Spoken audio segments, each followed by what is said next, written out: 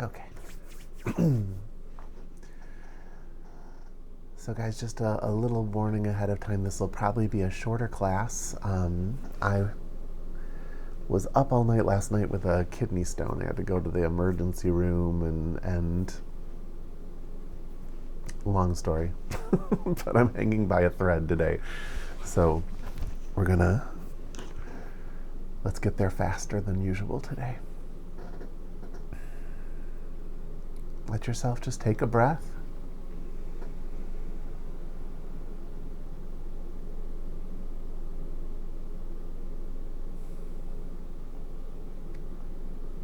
And just let your attention take in the entire room at once.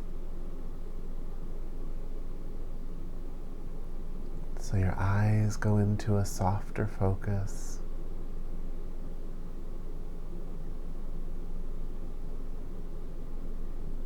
You're aware of the feelings in your body.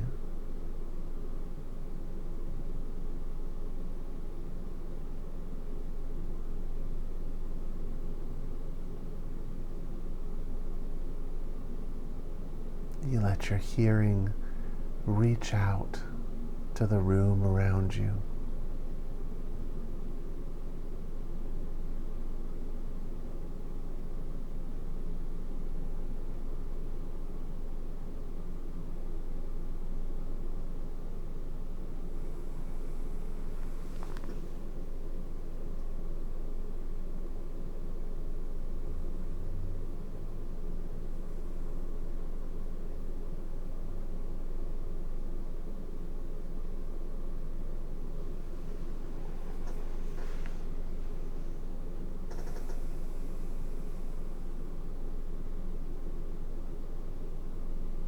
This shift that we make from looking at our inner world and our personality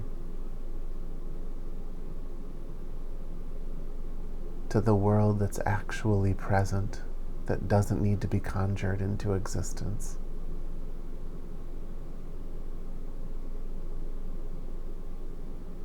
When we first make that shift, it's unstable. And at a deep level, we have to find our stability within it.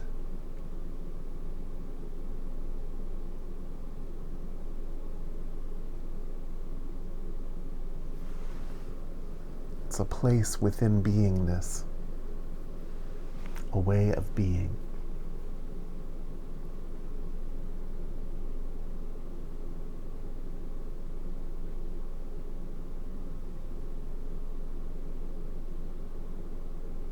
All growth in life comes from something being asked of you or something you ask of yourself.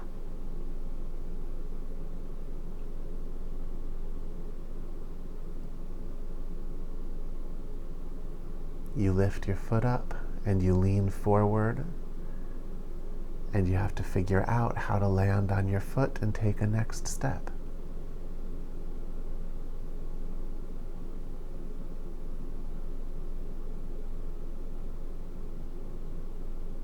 Or you want to do something different with your life. And so you make moves to enter areas that you're less familiar with. And at some point, you enter them and you just start learning how to move with those patterns, with those new currents.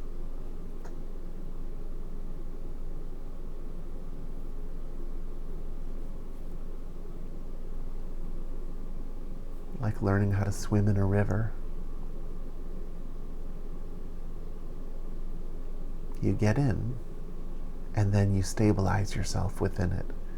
You get in, and you just figure out what you have to be in relation to the request.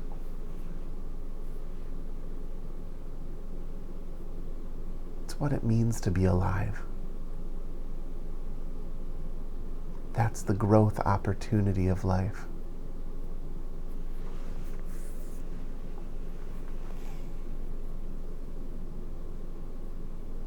It looks like one of determination and force and strength.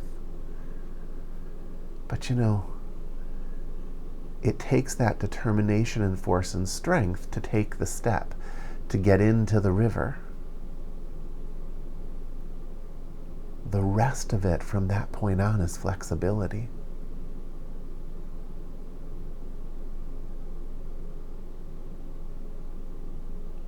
And so everything in life ends up being this dance between determination, projective force, that willingness to step in because you want to grow in some way, and then the receiving of what you're in so that you can start shifting and adapting, so that you can stabilize within it.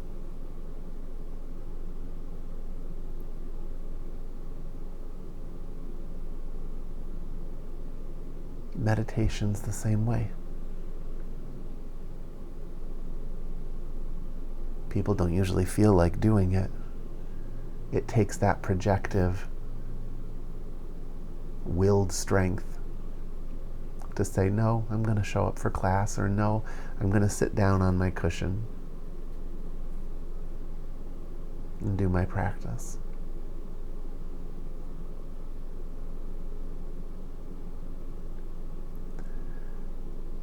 But then after you've done that, once that projective force has taken you through the door, then it's a shift into flexibility.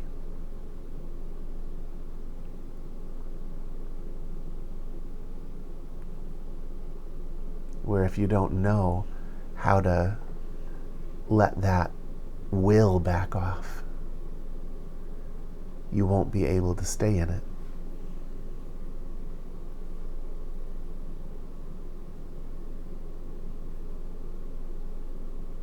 In the most ancient conversations about meditation, that projective force is described as a concentration phase.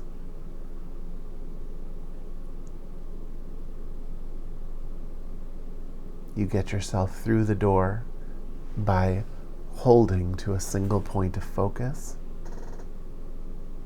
But then there's this shift that happens where you go from watching the breath to being a watcher of the breath.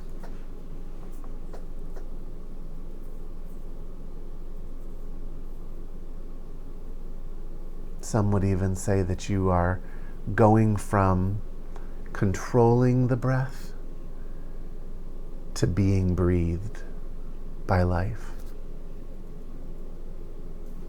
You see that?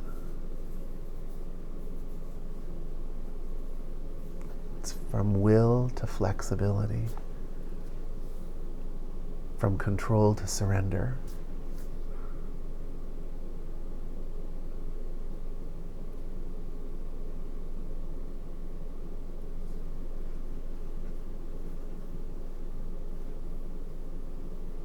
They're both important.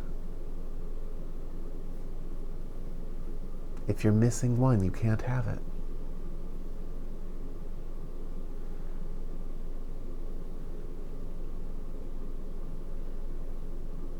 And until you can fully surrender, the surrender phase doesn't always last very long. And so you have to go back and forth. Concentration to get yourself into the door.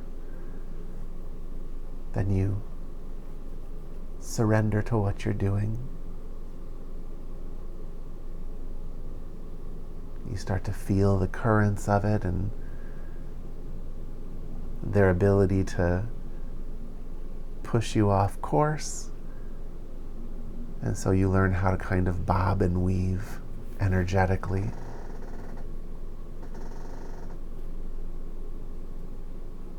Even within the breath itself, when you really, really go deep into the stillness,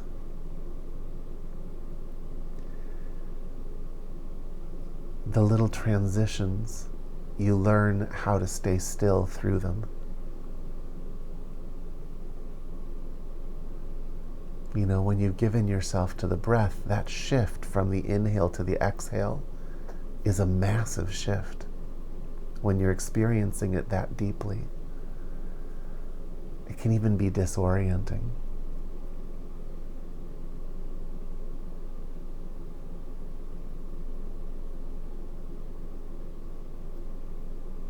You find your way smoothly through that, but it's a feeling more than anything. Like learning the currents of a river.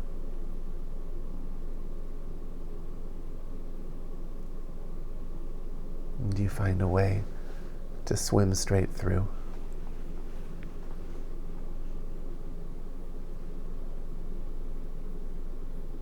Without being toppled by it, but also without pushing it away.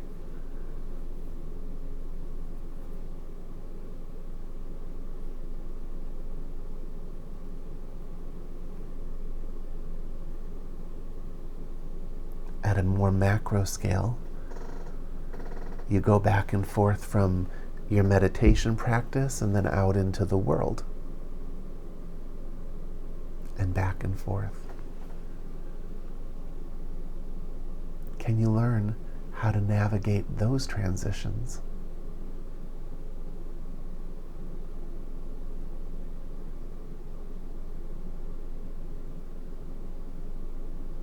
The secret to doing it is to recognizing that everything has its place.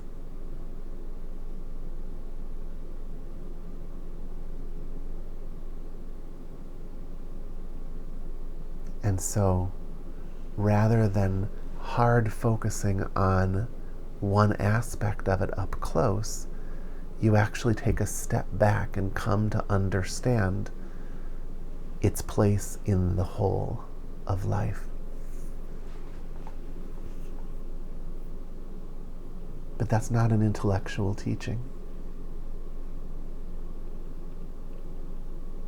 Again, it's like learning how to swim in a river.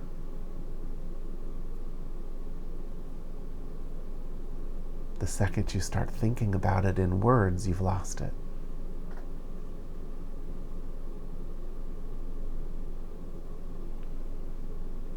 So our meditation practice becomes so important. While everything else is capable of providing you the same direct training, until you've gotten that training through something like meditation, nothing really trains you.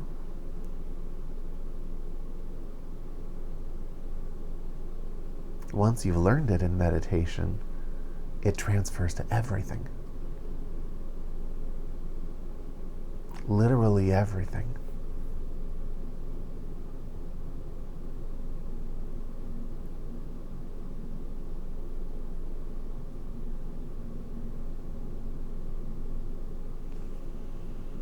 So I just wanted to put that on the table tonight. For those of you who came a little later, this is going to be a shorter class. I had a rough night with a kidney stone and have not been to bed.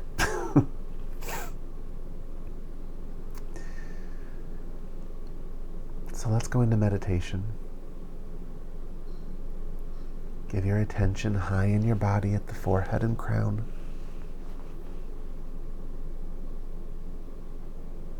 See if you can be aware of the room all at once.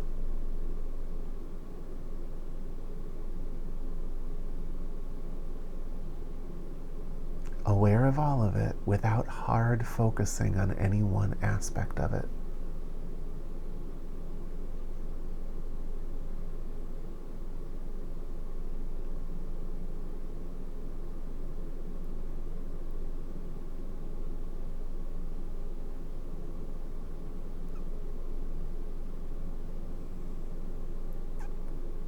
And as you do that, watch your breath.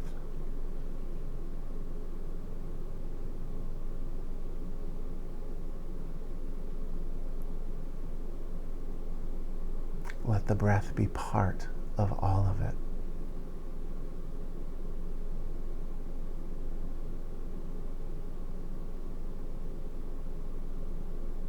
here I am, present in this room, breathing.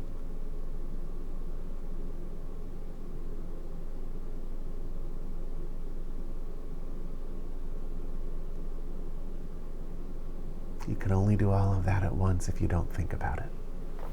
Give it a try.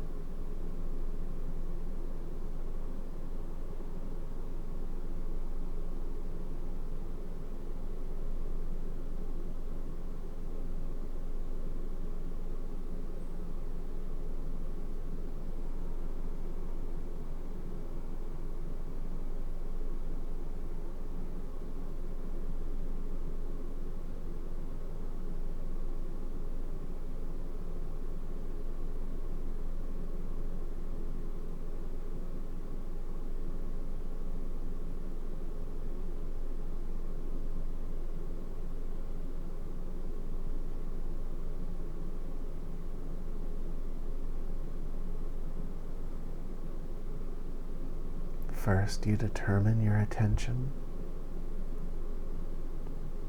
You concentrate.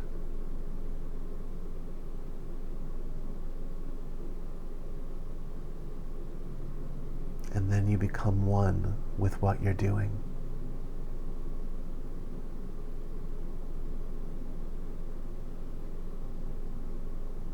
You abide there by dropping your resistance to it.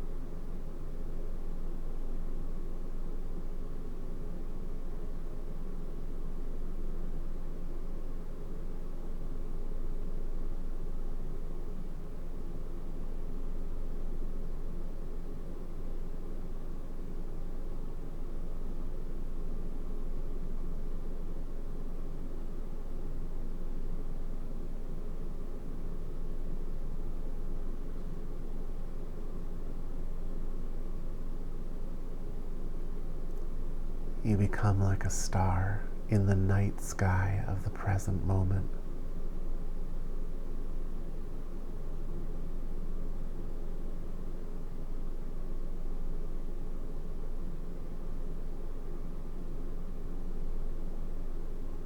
Right where you're meant to be. To give into your natural course.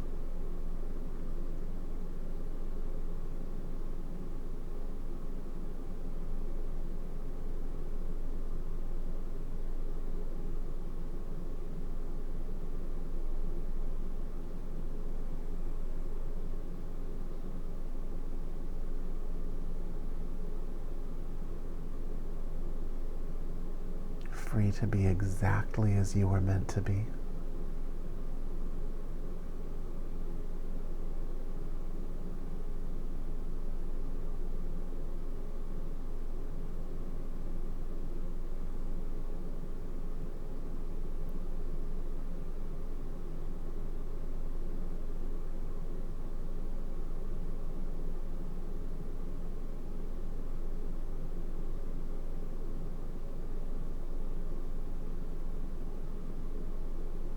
A little will to pull you out of the manipulations of your day.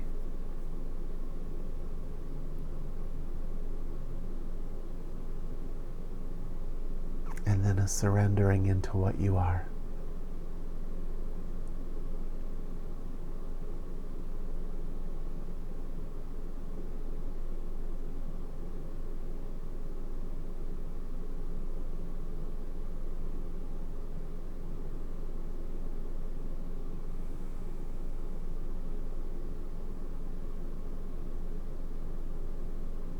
Freedom to be what you are.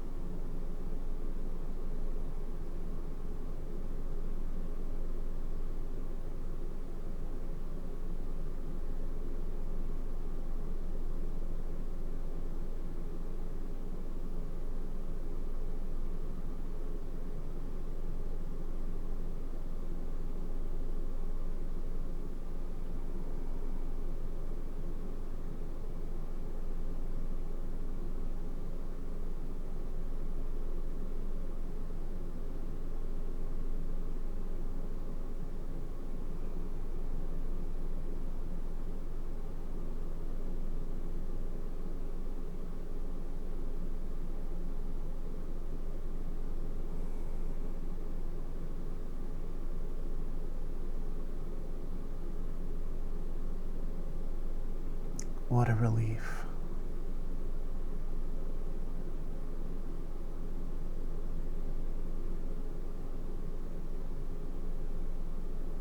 To finally be you.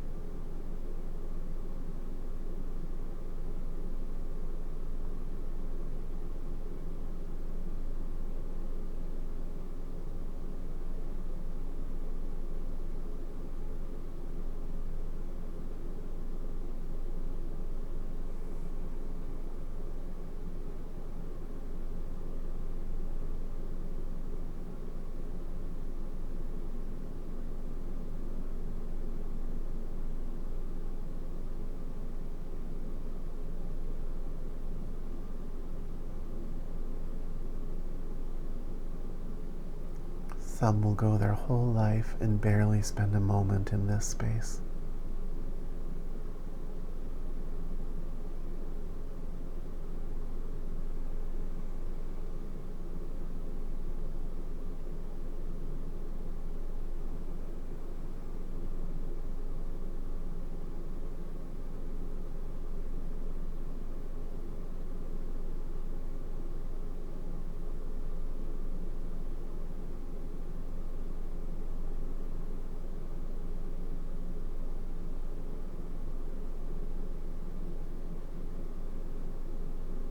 A lifetime of living out the energies of others.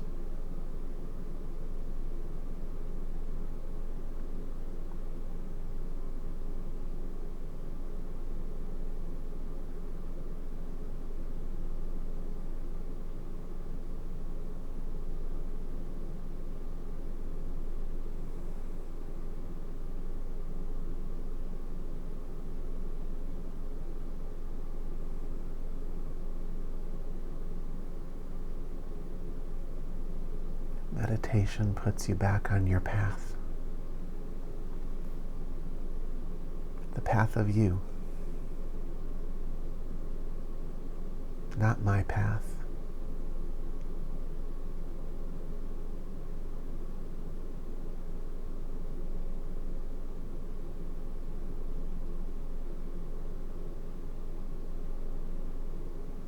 It makes you open and available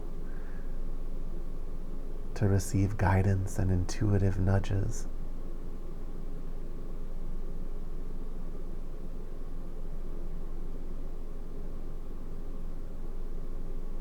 That are reflections of you on the mirror of life.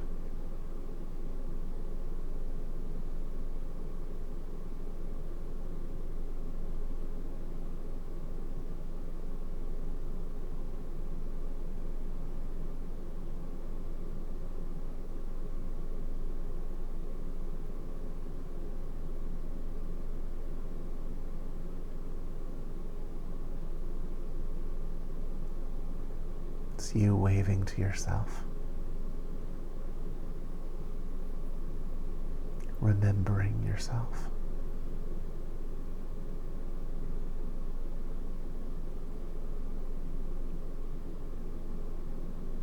You make yourself available to you again.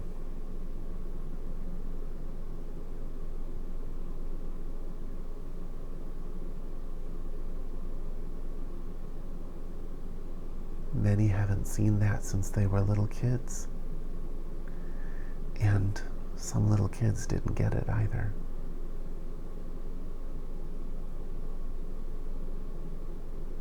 But it's there.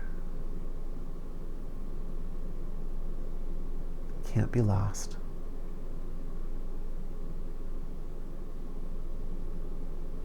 Doesn't need to be built.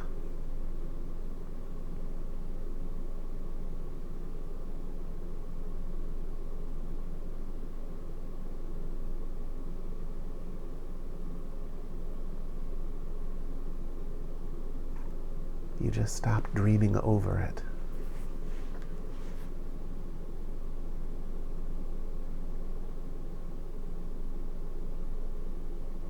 You stop storyboarding over it. And there it is. It's the peace you find when you come to this class.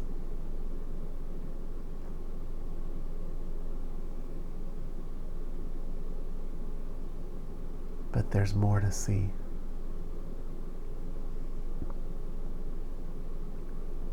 According to how long you can spend in that place.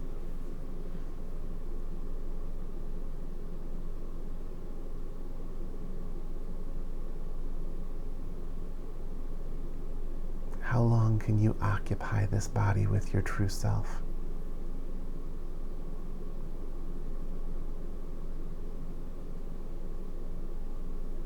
Before letting it get hijacked by some silly story from your past,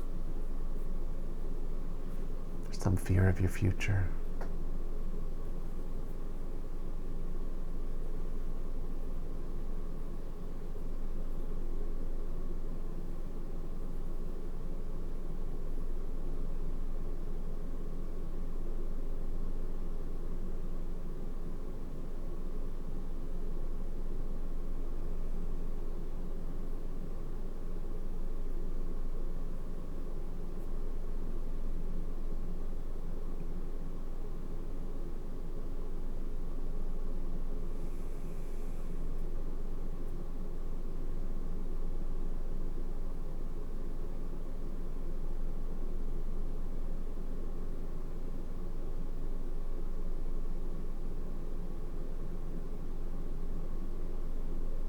Some people don't do it because they think it's being selfish.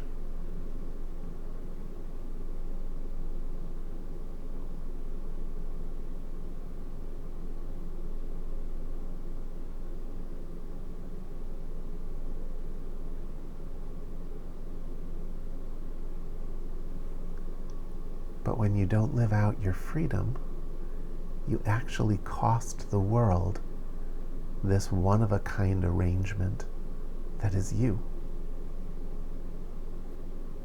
There's a brilliance that comes to people who can flow with what they actually are.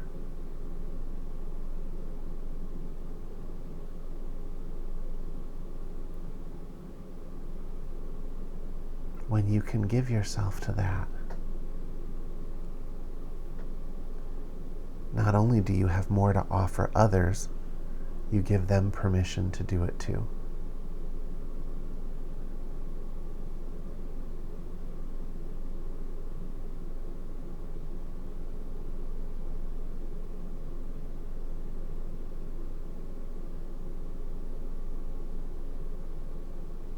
If you don't know how to take that freedom for yourself, start by giving it to others.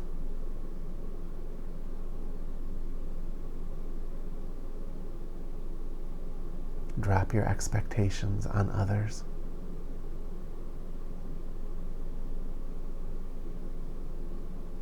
Notice any passive-aggressive, punitive things that you do. When someone doesn't let your wishes control their body.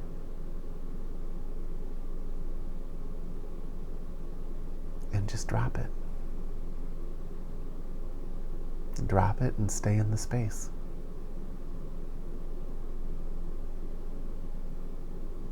And if you can do that, every time you do it, another piece of your own freedom will be uncovered.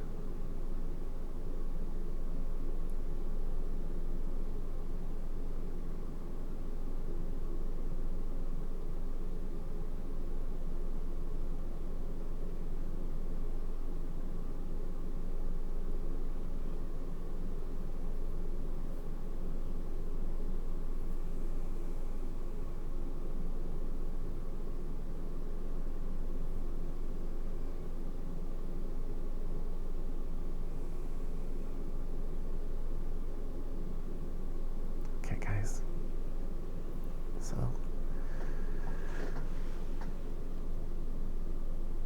Joanna is saying, I just sneezed 6 times in a row and felt the release in a way.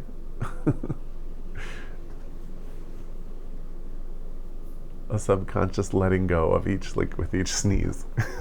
Awesome. All right, guys, I do have to end early tonight. Thank you so much for coming. Are there any questions or anything that you'd like to discuss before we end for the night?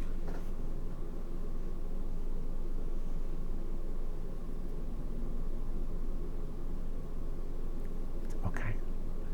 Well, I will take 7 days and I will be a different person by next Thursday, and I'll see you all then. All right? Thank you so much, and I will see you in a week.